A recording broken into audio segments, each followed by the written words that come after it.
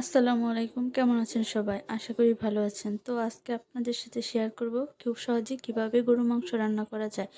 এই রান্না করার জন্য আজকে আমি প্রথমে একটি হাঁড়ি নিয়েছি। হাঁড়িতে আমি প্রয়োজন মতো তেল দিয়ে নিয়েছি। তেল গরম হওয়ার পর সেখানে আমি তেজপাতা, এলাচ, দারুচিনি দিয়ে নিয়েছি। এখানে কয়েকটি আস্ত কাঁচামরিচ দিয়ে নিয়েছি।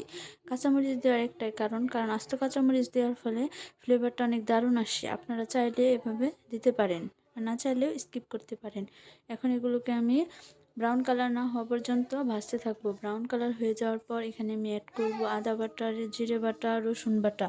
এগুলো অ্যাড করে নেব। এগুলোকে আমি খুব ভালোভাবে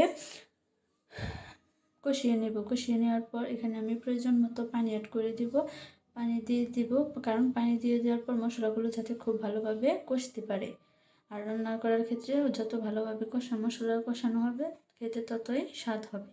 আমার ভিডিওটি যাদের ভালো লাগে তারা লাইক, কমেন্ট, শেয়ার করে পাশে থাকবেন। পাশে থাকা বেল বাটনে ক্লিক করে দেবেন, যাতে আমি ভিডিওটি দেওয়ার সাথে সাথে খুব সহজে আপনারা ভিডিওটি পেয়ে যান। এখানে আমি প্রয়োজন মতো হলুদ গুঁড়ো, মরিচ গুঁড়ো এবং লবণ অ্যাড করে দিয়েছি। এখন এগুলোকে আমি খুব ভালোভাবে কষাতে দেব।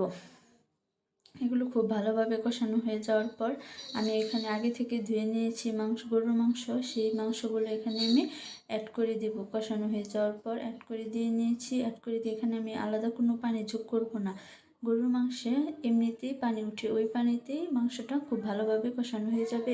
কষানো হয়ে যাওয়ার পর আমি এখানে পানি দিয়ে নিব, অ্যাড করে নিব। এরপর রান্না হয়ে যাবে আমার স্পেশাল গরুর মাংস।